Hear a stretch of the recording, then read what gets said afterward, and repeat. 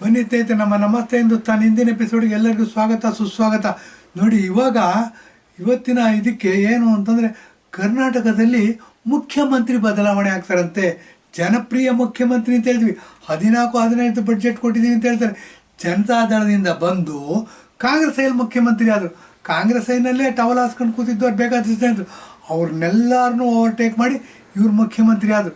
ಬರೀ ಮುಖ್ಯಮಂತ್ರಿ ಆಗಿದ್ದಲ್ಲ, ತಾನೊಂದು ಗಟ್ಟಿಯಾಗಿ ಉಳಿಸ್ಕೊಂಡ್ರು. ಆದ್ದರಿಂದ ಇವರು ಚಾಣಾಕ್ಷ, ಆಧುನಿಕ ಚಾಣಕ್ಯ ಅಂತಲೂ ಕರಿಬಹುದೇನೋ. ಇರಲಿ, ನಮಗೂ ಸಂಶಯ, ನಿಮಗೂ ಸಂಶಯ ಬಂದರೆ ಒಳ್ಳೆಯದು. ಇವ್ರ ಬಗ್ಗೆ ಮುಂದುವರಿತೀವಿ. ಕರ್ನಾಟಕದಲ್ಲಿ ಈ ಚಾಣಾಕ್ಷ ಮುಖ್ಯಮಂತ್ರಿ ಹಿಡಿಯೋದು ಹೆಚ್ಚು ಕಡಿಮೆ ಗ್ಯಾರಂಟಿ ಆಗ್ಬಿಟ್ಟಿದೆ. ಹೈಕಮಾಂಡ್ಗೂ ಮನವರಿಕೆ ಆಗ್ಬಿಟ್ಟಿದೆ. ಇವರಿದ್ದರೆ ಕಾಂಗ್ರೆಸ್ ಐಗೆ ಕೆಟ್ಟ ಹೆಸರು ಬರುತ್ತೆ. ಕರ್ನಾಟಕದಲ್ಲಿ ರಾಹುಲ್ ಗಾಂಧಿ ಇಂಡಿಯಾ ದೇಶದಲ್ಲಿ ರಾಹುಲ್ ಗಾಂಧಿ ಅವ್ರನ್ನ ಪ್ರಧಾನಮಂತ್ರಿ ಮಾಡೋಕ್ಕೆ ಸಾಧ್ಯ ಇಲ್ಲ. ಇಂಡಿಯಾ ದೇಶದಲ್ಲಿ ರಾಹುಲ್ ಗಾಂಧಿ ಅವ್ರನ್ನ ಪ್ರಧಾನಮಂತ್ರಿ ಆಗಬೇಕು ಅಂದರೆ ದೊಡ್ಡ ಹರ್ಡ್ಲು, ದೊಡ್ಡ ಅಡೆತಡೆ ಇರೋದು ಕರ್ನಾಟಕ ಏನಾಗಿತ್ತು, ATM ಅಂತ ಹೇಳ್ತಾಯಿದ್ರು. ಕಾಂಗ್ರೆಸ್ಗೆ ATM ಆಗಿದೆ ಅಂತ ಹೇಳ್ತಾಯಿದ್ರು. ಆದರೆ ಆ ATM ಅಲ್ಲ, ಇವಾಗ ಏನಾಗಿದೆ, ರಾಹುಲ್ ಗಾಂಧಿ ಏನಾದರೂ ಪ್ರೈಮ್ ಮಿನಿಸ್ಟರ್ ಆಗಬೇಕು, ಅದಕ್ಕೇನಾದ್ರು ಅಡೆತಡೆಗಳಿದೆ ಅಂತಂದರೆ ಸಿದ್ದರಾಮಯ್ಯನವರು ಆಗ್ಬಿಟ್ಟಿದ್ದಾರೆ. ಸಿದ್ದರಾಮಯ್ಯನವರು ಅಂದ ತಕ್ಷಣ ನೋಡಿ, ಈತ ಬುದ್ಧಿವಂತ, ಕುರುಬ ಜನಾಂಗದಿಂದ ಬಂದವರು. ಜಾತಿಗಳನ್ನ ಸಿಕ್ಕಾಪಟ್ಟೆ ವಿಭಜನೆ ಮಾಡ್ತಾಯಿದ್ದಾರೆ.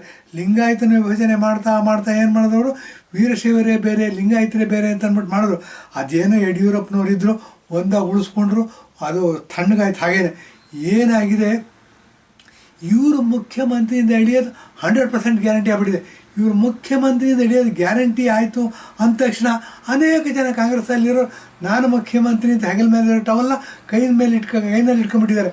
ನಂತರ ಕುರ್ಚಿ ಮೇಲೆ ಹಾಕೋದಕ್ಕೆ ಆ ಸನ್ನಿವೇಶ ಬಂದುಬಿಟ್ಟಿದೆ. ಆ ಥರ ಸನ್ನಿವೇಶ ಬಂದಿದೆ ಅಂತಂದರೆ ಬನ್ನಿ ಇದ್ರ ಬಗ್ಗೆ ವಿಶ್ಲೇಷಣೆ ಮಾಡಬೇಕು.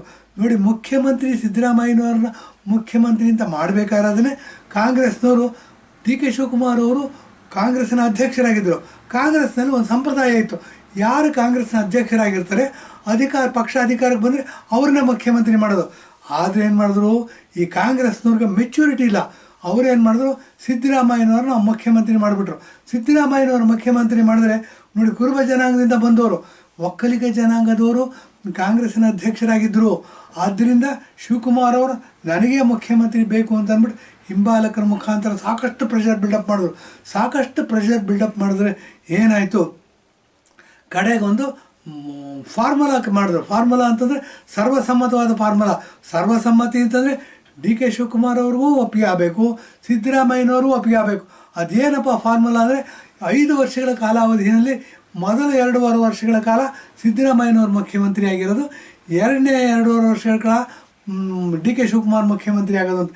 ಶಿವಕುಮಾರ್ ಅವರು ಸಿದ್ದರಾಮಯ್ಯನಷ್ಟು ದುಷ್ಟ ಅಲ್ಲ, ಒಳ್ಳೆ ಪ್ರಾಮಾಣಿಕ ಮತ್ತು ಸ್ವಲ್ಪ ಹೊರಟ ಸ್ವಭಾವದ ಮನುಷ್ಯ. ಆದ್ದರಿಂದ ಆಗಲಿಂತ ಒಪ್ಕೊಂಡ್ರು. ಇದೇನಾಯಿತು, ಸಿದ್ದರಾಮಯ್ಯನವ್ರಿಗೆ ತೂಕುಡ್ಸೋನ್ಗೆ ಹಾಸಿಗೆ ಹಾಕಿಕೊಟ್ಟಂಗೆ ಆಗೋಯ್ತು. ಅವರೇನು ಮಾಡಿದ್ರು, ಕಾಂಗ್ರೆಸ್ನ ಅಧಿಕಾರದಲ್ಲಿ ತರಬೇಕು. ಹೆಚ್ಚು ಕಡಿಮೆ ಇಡೀ ಇಂಡಿಯಾ ದೇಶದಲ್ಲಿ 32 ಸ್ಟೇಟ್ಗಳಿವೆ. 32 ಸ್ಟೇಟ್ಗಳಲ್ಲೂ ಕಾಂಗ್ರೆಸ್ ತೋಪಡ ಎತ್ಕೊಂಡು ಹೋಯ್ತು. ಏನೇನೋ ಸರ್ಕಸ್ ಮಾಡಿದ್ರು. ಎಲ್ಲ ಹೋಗ್ಬಿಟ್ಟು ನರೇಂದ್ರ ಮೋದಿ ಭಾಳ ಸ್ಟ್ರಾಂಗಾಗಿ ಬೆಳೆದ್ರು. ಏನಾಯಿತು, ಕಾಂಗ್ರೆಸ್ನ ಅಧಿಕಾರ ಉಳಿಸ್ಕೋಬೇಕಿತ್ತು. ಹಾಗೇನು ಮಾಡಿದ್ರು, ಇವರು ಫ್ರೀಬಿಗಳನ್ನ ಅನೌನ್ಸ್ ಮಾಡಿದ್ರು ಸಿದ್ದರಾಮಯ್ಯನವ್ರ ಮುಖಾಂತರ. ಹೆಂಗಸರಿಗೆ ಬಸ್ ಫ್ರೀ ಅಂತೆ, 2000 ಫ್ರೀ ಅಂತೆ, ಯುವನಿಧಿ ಫ್ರೀ ಅಂತೆ, 200 ಎಲೆಕ್ಟ್ರಿಸಿಟಿ ಫ್ರೀ ಅಂತೆ, 5 kg 10 kg ಅಕ್ಕಿಗೂ ಫ್ರೀ ಅಂತೆ. ಹೀಗೆಲ್ಲ ಫ್ರೀಬಿಗಳನ್ನ ಅನೌನ್ಸ್ ಮಾಡಿಬಿಟ್ಟು ಇವರೇನು ಮಾಡೋದು, ಅಧಿಕಾರಕ್ಕೆ ಬಂದರು. ಅಧಿಕಾರಕ್ಕೆ ಬಂದು 2.5 ವರ್ಷ ನಾನೇ ಮುಖ್ಯಮಂತ್ರಿ ಅನ್ಕೊಂಡು ಕೂತಿದ್ರು. ಆದರೆ ಏನಾಯಿತು ನೋಡಿ, ವಾಲ್ಮೀಕಿ ಹಗರಣ ಅಂತಾಯಿತು. ವಾಲ್ಮೀಕಿ ಹಗರಣ ಅಂತಂದರೆ 200 ಕೋಟಿ ರೂಪಾಯಿನಷ್ಟು ಹಗರಣನ ಗುಳುಂ ಸ್ವಾಹ ಮಾಡಿಬಿಟ್ರು. ಕರ್ನಾಟಕ ATM ಆಗಿದ್ದು ಸತ್ಯನ ಅಂತ ಕ್ವಶನ್ ಮಾಡ್ಕೊಂಡ್ರೆ ಈ ದುಡ್ಡು ಎಲ್ಲಿಗೆ ಹೋಗಿರಬಹುದು ಅನ್ನೋದು ಬರುತ್ತೆ. ಸಿದ್ದರಾಮಯ್ಯನವರೇ ಒಬ್ಬರೇ 200 ಕೋಟಿ ನುಂಗ್ ಹಾಕೋಕ್ಕೆ ಸಾಧ್ಯ ಇಲ್ಲ. ಅದನ್ನು ಕಪ್ಪ ಕಾಣಿಕೆ ಅಂತಂದ್ಬಿಟ್ಟು ಚಕ್ರವರ್ತಿ ರಾಜ ಅಂದರೆ ಯಾರು ಹೈಕಮಾಂಡ್ ಇದೆ, ಹೈಕಮಾಂಡ್ಗೂ ತಲುಪಿಸಿರ್ತಾರೆ. ಇವರು ಹೈಕಮಾಂಡ್ಗೂ ತಲುಪಿಸಿ ಇವ್ರು ಇಟ್ಕೊಂಡಿರ್ತಾರೆ. ಹಾಗಾಗಿ ಕರ್ನಾಟಕ ATM ಆಗಿದೆ ಅನ್ನೋದನ್ನು ಒಪ್ಕೋಬಹುದಾದಂಥ ಇದಕ್ಕೆ ಒಂದು ತಾರ್ಕಿಕ ಅಂತ್ಯಕ್ಕೆ ನಾವು ಬರ್ತೀವಿ, ನೀವು ಬರಬಹುದು, ಬರದೇ ಇರಬಹುದು, ಅದು ನಿಮಗೆ ಬಿಟ್ಟಿದ್ದು. ಏನಾಗುತ್ತೆ, ಈ ಥರ ಸಿದ್ದರಾಮಯ್ಯನವರು ಫಸ್ಟ್ ಸಿಗಾಕೊಂಡಿದ್ದು ವಾಲ್ಮೀಕಿ ಹಗರಣ. ವಾಲ್ಮೀಕಿ ಹಗರಣದಲ್ಲಿ ಪಾಪ ನೋಡಿ, ಅದ್ಯಾರೋ ಸೂಸೈಡ್ ಮಾಡ್ಕೊಂಬಿಟ್ರಿ. ಏನಾಗುತ್ತೆ, ಮುಖ್ಯಮಂತ್ರಿ 2 ಥರ ಆರ್ಡರ್ ಮಾಡ್ತಾರೆ. ಏನು ಅಂತಂದರೆ, ಎಲ್ಲ ನೆಟ್ಟಿಗಿದ್ರೆ ಪೇಪರ್ಲಿ ಆರ್ಡರ್ ಮಾಡ್ತಾರೆ. ಅಂದರೆ ಪೇಪರ್ಲಿ ಕಡತಗಳು ಬರುತ್ತೆ, ಕಡತಗಳಲ್ಲಿ ಸೈನ್ ಹಾಕ್ತಾರೆ. ಮುಖ್ಯಮಂತ್ರಿ ಆದವ್ರು ಈ ಥರನೇ ಕೆಲಸ ಮಾಡಬೇಕು. ಏನಾಯಿತು, ಇಲ್ಲಿ ದುಡ್ಡಿನ ಗೋಲ್ಮಾಲ್ ನಡೀತಿತ್ತು. ಹಾಗಾಗಿ ಏನು ಮಾಡಿದ್ರು, ಪಾಪ ಅದ್ಯಾರೋ ಮುಖ್ಯಸ್ಥ ಅಂತ ಅಕೌಂಟೆಂಟ್ ಹೆಡ್ ಅಂತೆ, ಅವ್ನು ಹೇಳಿದ ನಾನಿದ್ದೀನಿ ಕಣಯ್ಯ, ನೀನು ಸೈನ್ ಹಾಕಿ ಕಳಿಸ್ಬಿಡು ಅಂತಂದ್ಬಿಟ್ಟು. ಅವರೇನು ಮಾಡಿದ್ರು, 190 ಕೋಟಿ, 189 ಕೋಟಿ, 200 ಕೋಟಿ ಅಂತ ಇಟ್ಕೊಳ್ಳಿ, 200 ಕೋಟಿ ಹಣವನ್ನು ಬೇರೆ ಬೇರೆ ಅಕೌಂಟ್ಗಳಿಗೆ ಟ್ರಾನ್ಸ್ಫರ್ ಮಾಡಿಬಿಟ್ರು. ಇದನ್ನು ಸಿದ್ದರಾಮಯ್ಯ 189 ಕೋಟಿ ರೂಪಾಯಿ ಅಲ್ಲ, ಬರೀ 89 ಕೋಟಿ ರೂಪಾಯಿ ಇತ್ತು. ಅಲ್ಲ ಸ್ವಾಮಿ, ಇಂಡಿಯಾ ದೇಶ ಬಡ ದೇಶ.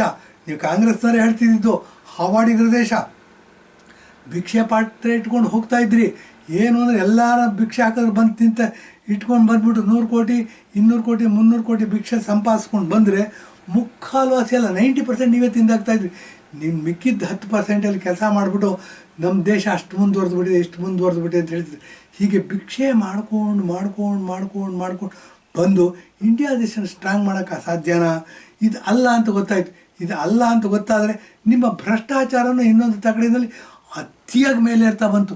ಈ ಭ್ರಷ್ಟಾಚಾರವನ್ನೇ ಮೂಲವಾಗಿಟ್ಕೊಂಡು ಕಾಮನ್ವೆಲ್ತ್ ಹಗರಣ ಅಂತೆ, ಕೋಲ್ ಹಗರಣ ಅಂತೆ, ಅಗಸ್ಟಾ ವೆಸ್ಟ್ಲ್ಯಾಂಡ್ ಹಗರಣ ಅಂತೆ, ಮತ್ತೆಂಥ ವಿಮಾನದ ಹಗರಣ ಅಂತೆ, ಮತ್ತು ಅದ್ಯಾವುದು ಇದರ 120 ಹಗರಣಗಳು ಮಾಡಿಬಿಟ್ಟು ಸಾವಿರಾರು ಕೋಟಿಗಳನ್ನ ನುಂಗು ಹಾಕಿ ಇಡೀ ಜನಸಾಮಾನ್ಯರು, ಒಬ್ಬ ಕಸ ಗುಡಿಸೋರ್ಗೂ ಗೊತ್ತಾಗ್ತಾ ಬಂತು ನೀವು ತಾಕಟ್ಟು ದುಡ್ಡು ಹೊಡೆದಿದ್ದೀರಾ ಕಾಂಗ್ರೆಸ್ನವರು ಅಂತ.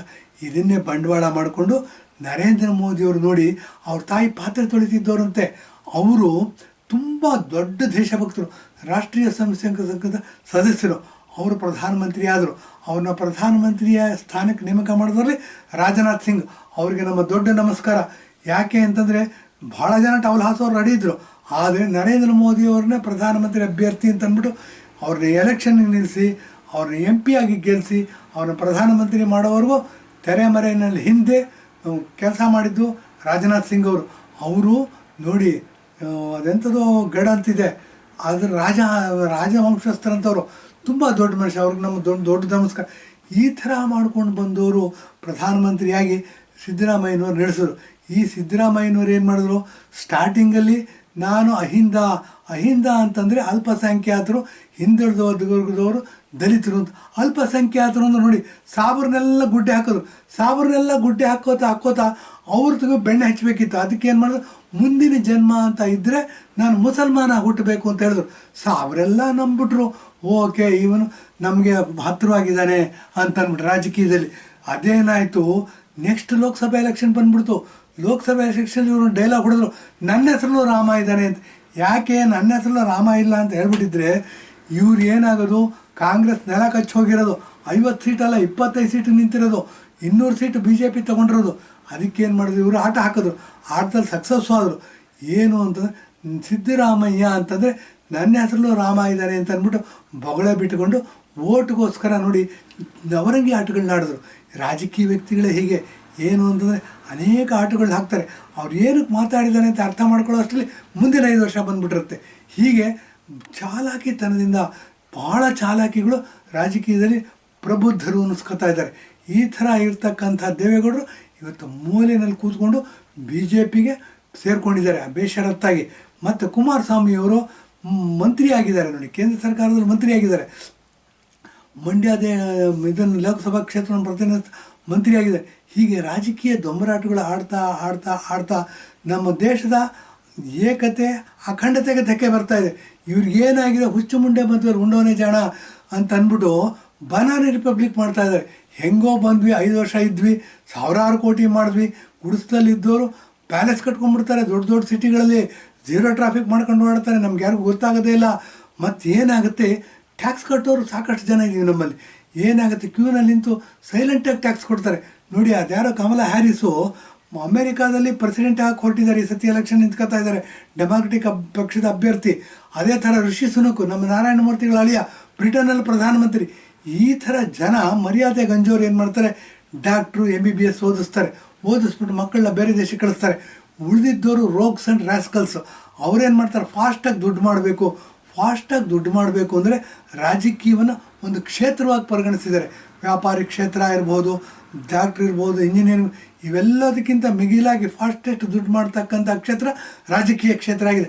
ಅದರಿಂದಲೇ ನಾವು ಹೇಳೋದು ಬನಾನಾ ರಿಪಬ್ಲಿಕ್ ಆಗಿದೆ ಅಂತ ಅಂದ್ಬಿಟ್ಟು.